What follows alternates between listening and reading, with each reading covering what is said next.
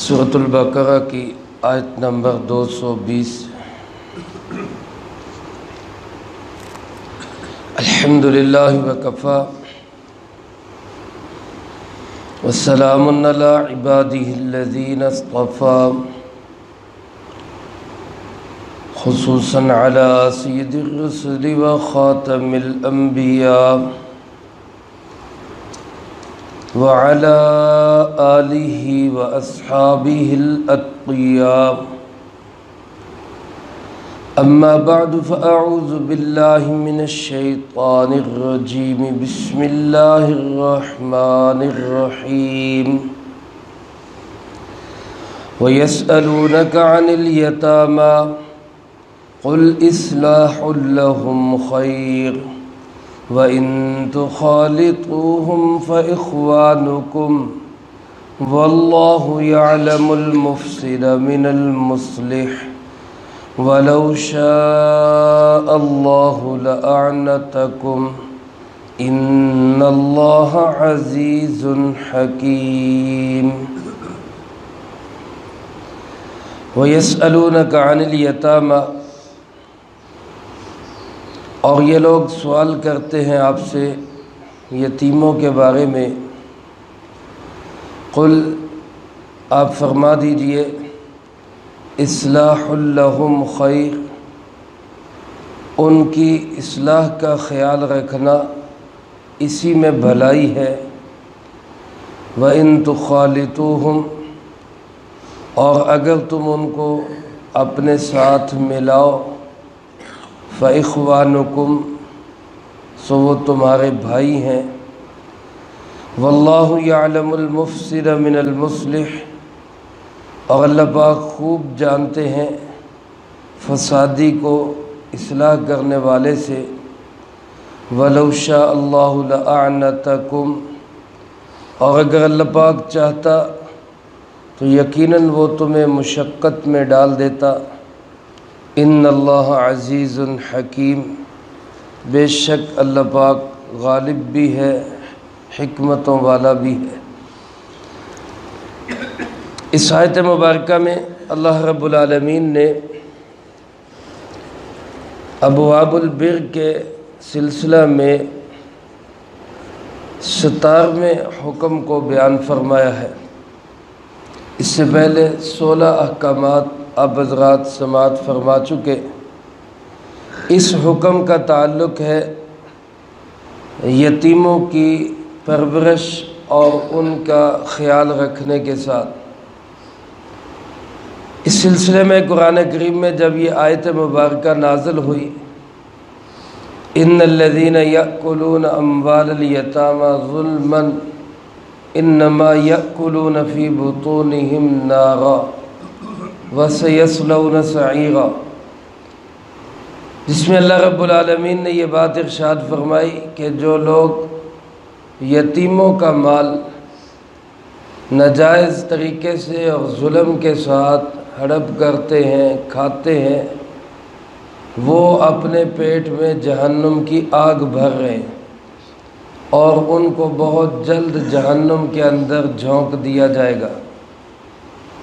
حضرات صحابہ کرام رضی اللہ تعالی مجمعین، جو دین کے ہر معاملے میں کمال محتاط تھے، ہر چیز کو وہ پھونک پھونک کر اور اس بات کو سامنے رکھ کے کہ کسی عمل سے اللہ اور اللہ کا محبوب صلی اللہ علیہ وسلم ناراض نہ ہو جائے، تو وہ اس معاملے میں بھی حد درجہ احتیاط کرنے لگے۔ لیکن ظاہر ہے اس حد درجہ احتیاط کے اندر یتیم کے مال کا نقصان ہونے لگا۔ مثلا اب ایک گھر کے اندر یتیم بچے ہیں، ان کا کچھ مال و دولت ہے، تو اب اس صاحب نے احتیاط کیا کی کہ یتیم کا کھانا ہی الگ کر دیا۔ یتیم کا کھانا یتیم کے مال سے ہی بنے گا، الگ بنے گا، اس کو ہم میں سے کوئی نہیں کھائے گا۔ لیکن اس کا نتیجہ یہ ہوا کہ اب کسی وقت یتیم بچہ یا بچی اس نے وہ کھانا نہیں کھایا یا اتنا نہیں کھایا، بچ گیا، اب اس بچے ہوئے کا کیا کرنا ہے؟ وہ بھی استعمال نہیں ہو سکتا، اور اس کو دوسرے وقت کے لیے رکھنا بھی ممکن نہیں۔ یتیم کے مال میں سے صدقہ بھی نہیں کر سکتے کہ وہ مال اس کا ہے، اس کی اجازت کے بغیر یا اس کے حکم کے بغیر صدقہ کیسے ہو؟ تو نتیجہ کیا ہوا کہ یتیم کا مال خراب ہو جاتا، کھانا جو ہے وہ گل جاتا، سڑ جاتا، مال کا نقصان ہوتا۔ سو حضرات صحابہ اکرام رضی اللہ تعالیٰ مجمعین نے سوال کیا نبی کریم صلی اللہ علیہ وسلم سے کہ اس معاملے میں اب ہم کیا کریں؟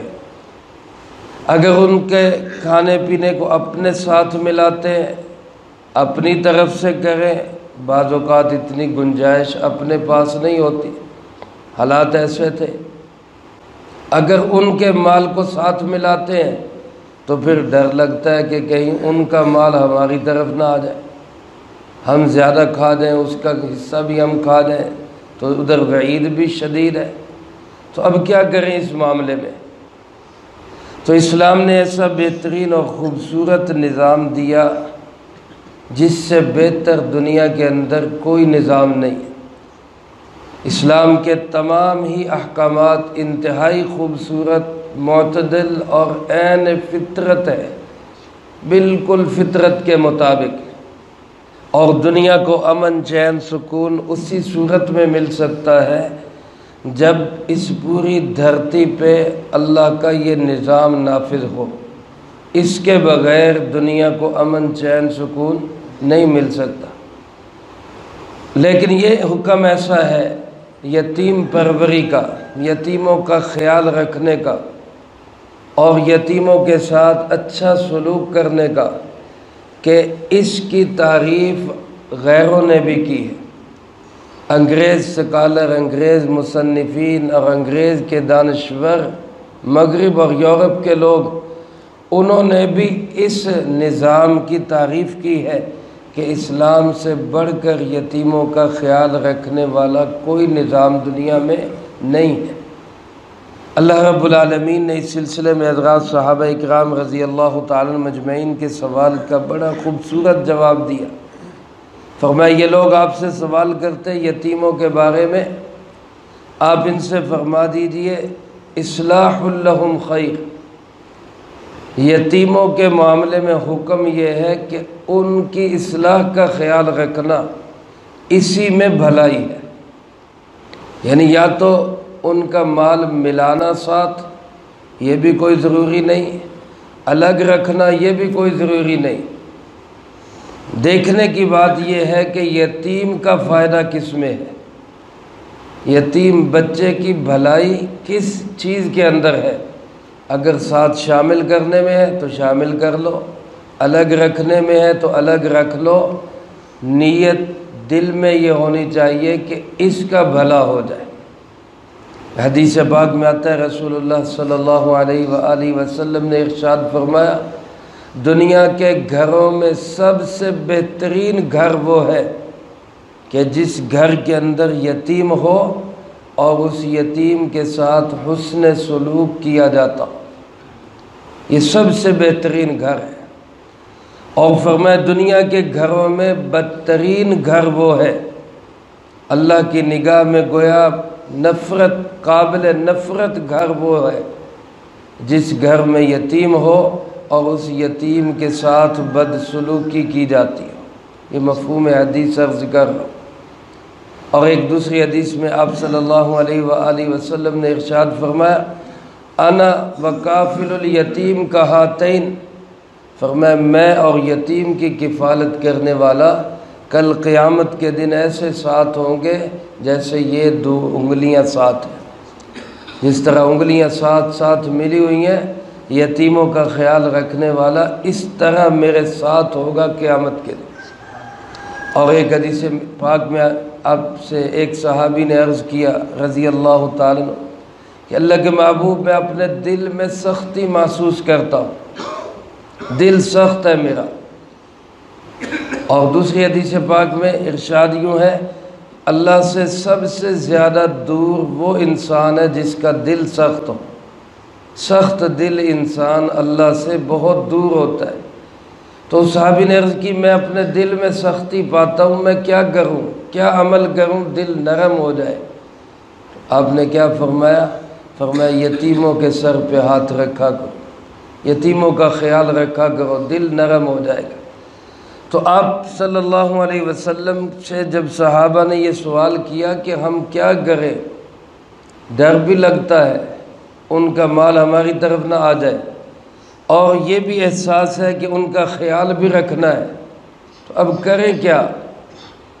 تو اللہ پاک نے اس کا بہترین اور خوبصورت نظام دیا کہ اصلاح کی نیت سے جو بھی عمل کرو گے وہ بہترین عمل ہوگا۔ بعض چیزیں ایسی ہیں جس میں یتیم کے مال کو ساتھ شامل کرنے میں اس کی بھلائی ہوگی۔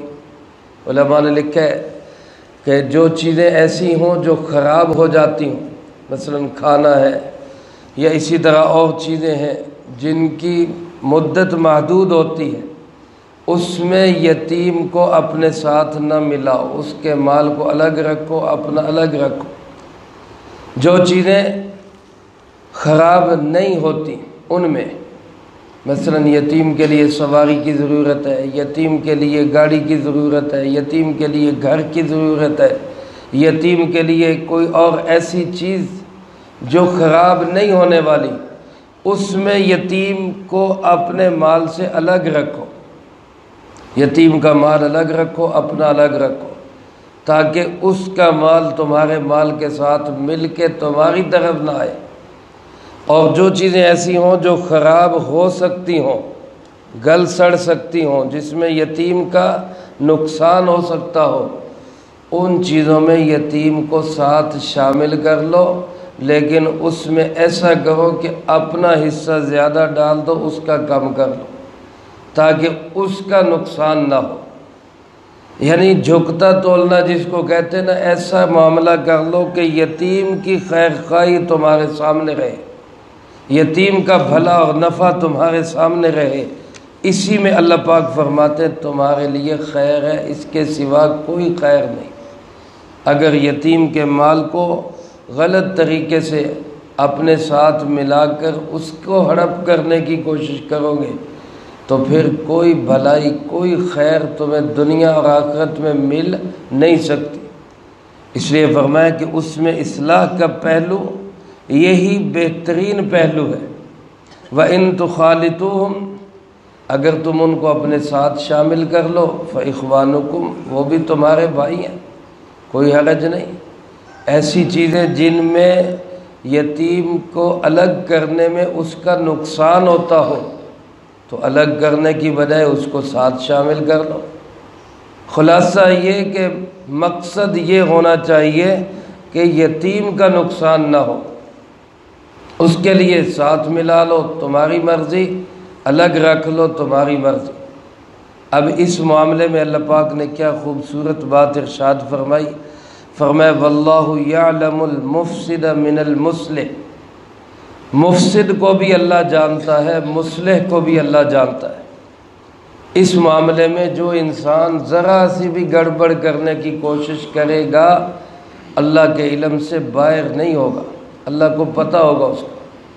اگر کوئی اپنی نیت میں فطور لائے گا تو یاد رکھنا دلوں کے بھید جاننے والا بھی کون ہے؟ اللہ ہے۔ وہ آنکھوں کی خیانتوں کو بھی جانتا ہے، دلوں کے اندر کھٹکنے والی باتوں کو بھی وہ جانتا ہے۔ اگر تم کسی بھی غلط نیت سے یتیم کے مال پہ نظر رکھو گے تو تم مفسد کہلاؤ گے، فسادی کہلاؤ گے، اور اگر تم ہر حال میں یتیم کا فائدہ سوچو گے تو تم مصلح کہلاؤ گے۔ اور اللہ فسادی کو بھی جانتا ہے، مصلح کو بھی جانتا ہے۔ جو جس کیٹیگری کا ہوگا اللہ اس کو اسی کا بدلہ دے گا۔ فسادی کو فساد کا بدلہ ملے گا، اصلاح کرنے والے کو اصلاح کا بدلہ ملے گا۔ اللہ پاک اپنی نعمت کا اظہار کرتے ہوئے فرماتے ہیں، دیکھو اس معاملے میں لو شاء اللہ لأعنتکم، اگر اللہ چاہتے تو تمہیں مشقت میں ڈال دیتے، یعنی اللہ پاک ایک ہی حکم دے دیتے بھائی یتیم کے مال کو الگ ہی رکھنا ہے، اب کتنی مشقت میں پڑ جاتا، ایک ایک چیز کا حساب بھی رکھنا پڑتا، اس کے کھانے کا خیال بھی رکھنا پڑتا، اس کے معاملے کے اندر کوئی خرابی نہ ہو اس کو بھی دیکھنا پڑتا۔ اللہ نے اپنی رحمت سے اس معاملے میں کوئی اٹل اور دو ٹوک حکم دینے کی بجائے تمہارے اوپر چھوڑ دیا کہ کرنا یتیم کا بھلا ہے جیسے بھی تمہیں نظر آئے، بس تمہارے اوپر ہے، اب تم نے خود خیال رکھنا ہے، مشقت بھی اس میں کم ہے، ساتھ ملانے میں اس کا فائدہ ہو ساتھ ملا لو، الگ کرنے میں اس کا فائدہ ہو اس کو الگ کر دو۔ اللہ پاک نے یہ تمہارے ساتھ احسان کر دیا، بہترین نظام اللہ نے تمہیں دے دیا۔ ان اللہ عزیز حکیم، بے شک اللہ پاک غالب بھی ہے حکمتوں والا بھی ہے، اس کے ہر کام کے اندر حکمت ہے۔ غالب ایسا ہے کہ جو حکم چاہتا ہے دے سکتا ہے اور اس کو ماننا لازمی اور ضروری ہوتا ہے، اور حکیم ایسا ہے کہ جو بھی حکم دیتا ہے اس میں سینکڑوں ہزاروں حکمتیں چھپی ہوئی ہوتی، لہذا یتیم پروری کا جو یہ نظام اللہ پاک نے دیا ہے اس کے اندر بھی سینکڑوں نہیں ہزاروں حکمتیں چھپی ہوئی ہیں۔ اس لیے اپنے معاشرے کے اندر اگر خاندان میں ہو تب بھی، ہمسایوں میں ہو محلے میں ہو تب بھی یتیم پروری کا ہمیں بہت احساس اور خیال کرنا چاہیے۔ اللہ پاک مجھے آپ کو سب کو اس کی توفیق نصیب فرمائے، جو کہا سنا اس کو زندگی میں لا کے دوسروں تک پہنچانے کی توفیق عطا فرمائے۔ اللہم انت السلام و منک السلام، تبارکت ربنا و تعالیت یا ذا الجلال والاکرام۔ اللہم اعنا علی ذکرک و شکرک و حسن عبادتک۔ اللہم احسن عاقبتنا فی الامور کلہا واجرنا من خزی الدنیا وعذاب الآخرہ۔ اللہم واقیتا کواقیت الولید، اللہم استر عوراتنا وآمن روعاتنا۔ اللہم انا نجعلک فی نحورہم ونعوذ بک من شرورہم۔ اللہم اکفنا بحلالک عن حرامک وأغننا بفضلك عمن سواك۔ اللهم اكفنا كل مهم من حيث شئت ومن أين شئت۔ رب اغفر وارحم وأنت خير الراحمين، رب ارحمهما كما ربياني صغيرا۔